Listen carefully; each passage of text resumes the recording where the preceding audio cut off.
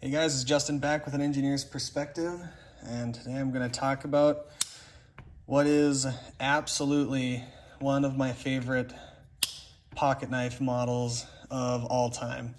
And that is obviously the Native 5 Lightweight from Spyderco.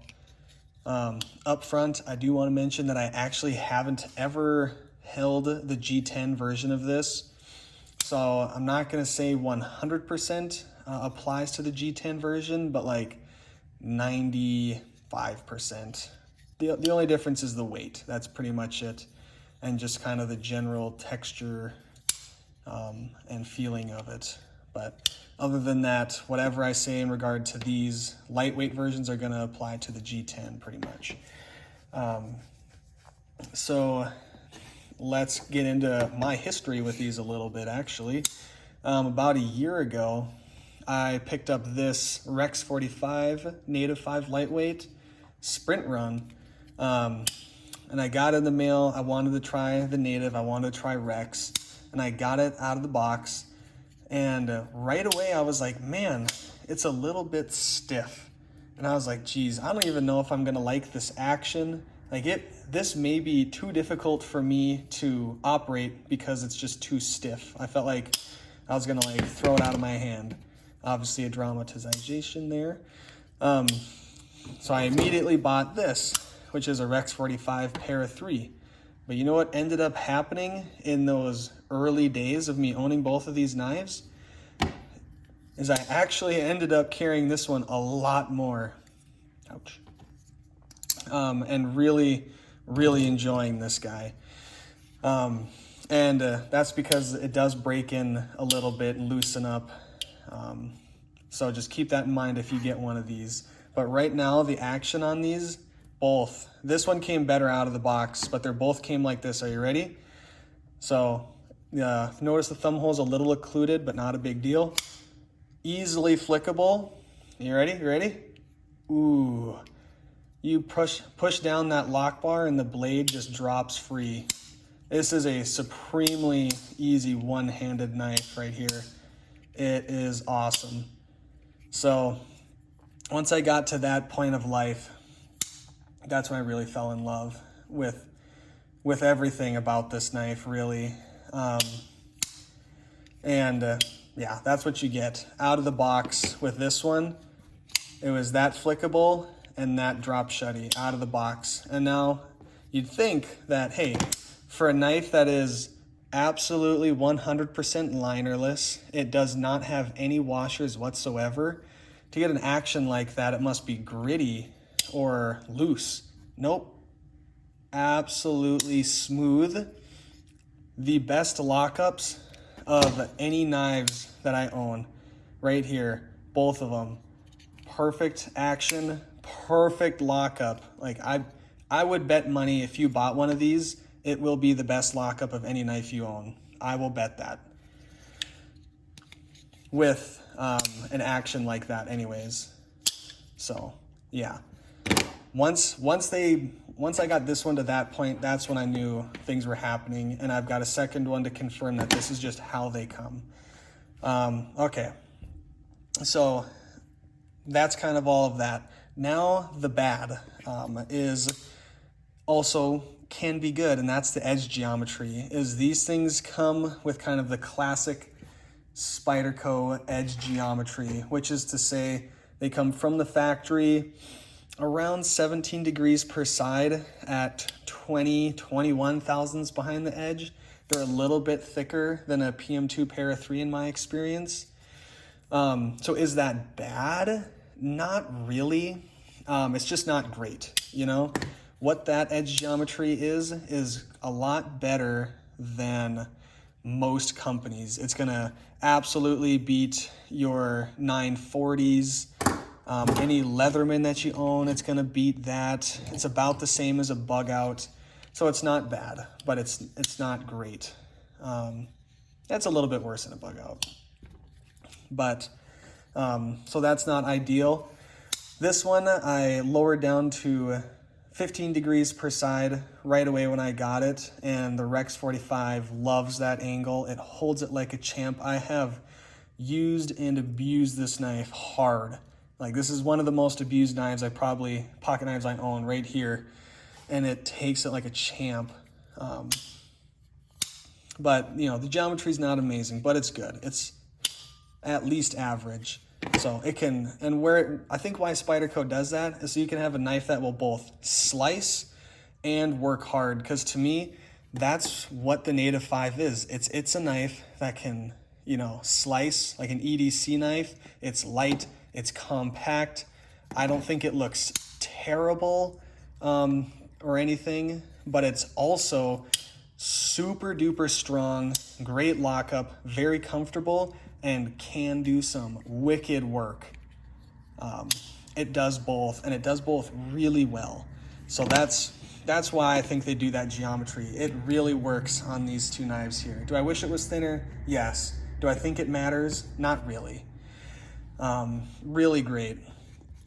Super quick. So this is the sprint run, as I mentioned. This one here is actually the salt version in LC200N, meaning this steel is basically rust proof. And it's a production model, which is really nice. It comes with a bright yellow handle. You can see kind of some of that yellow there and there. I RIT dyed this cherry red. Turned out like a pink coral color, pink orange coral color.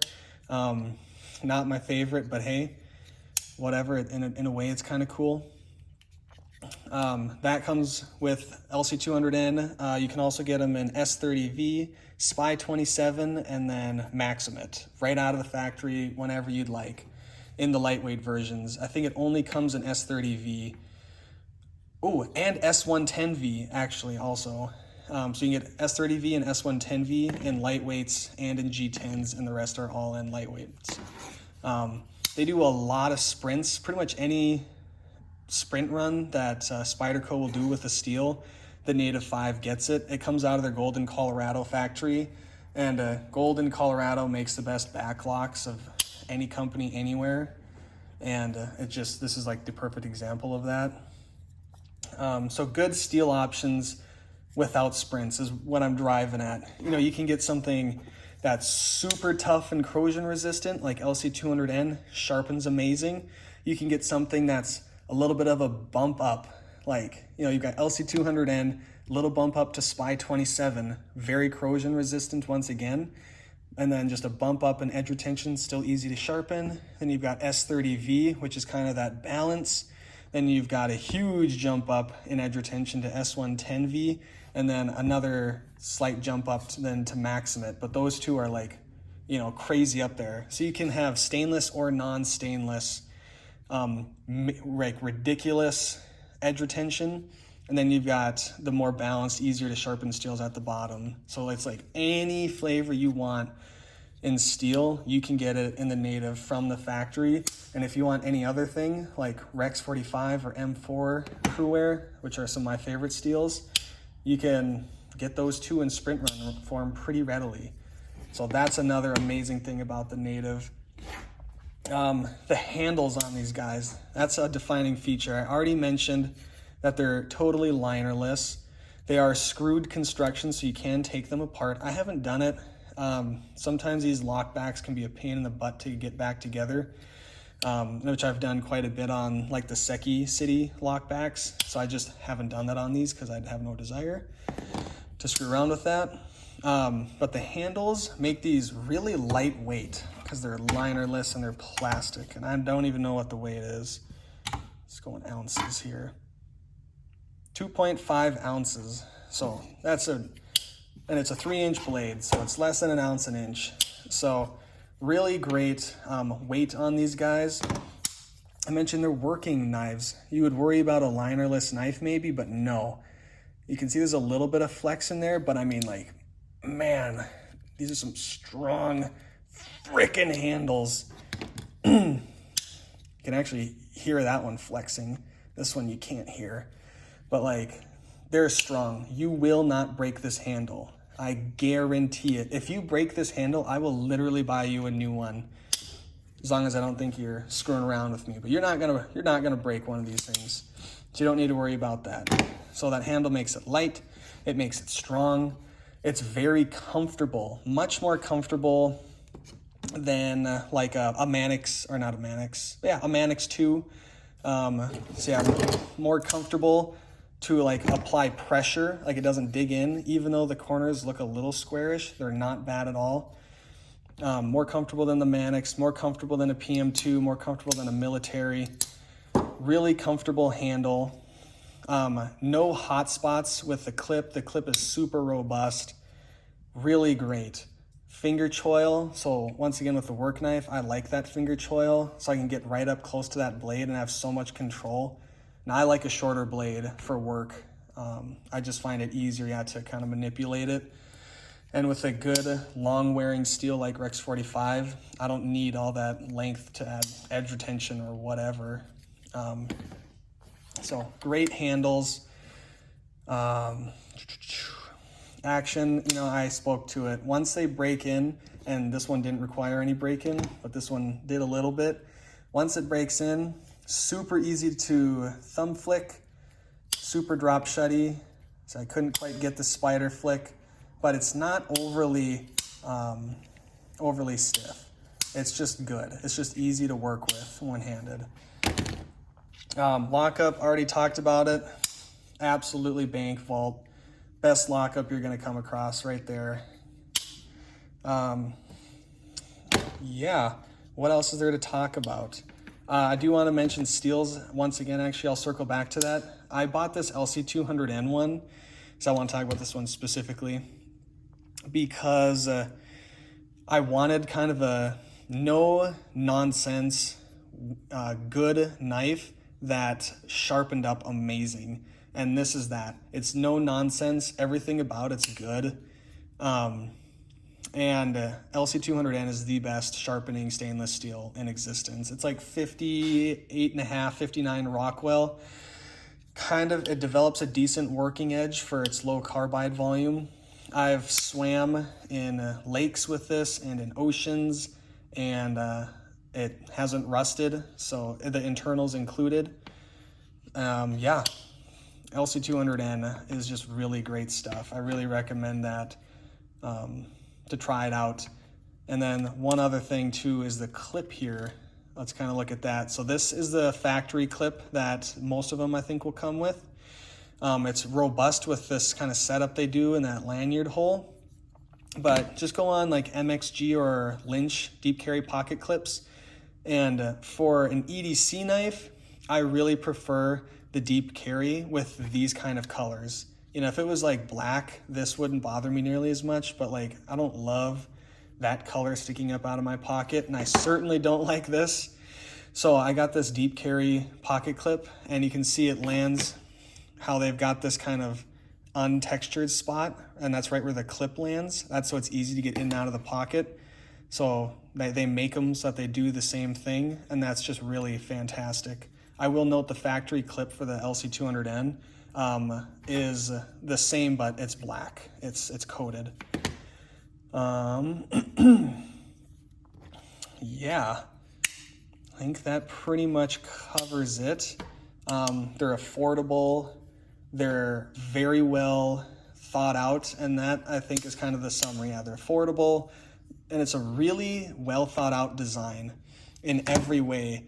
The handle, the strength in it, the way the lock works, it's 4-position clip, totally ambidextrous.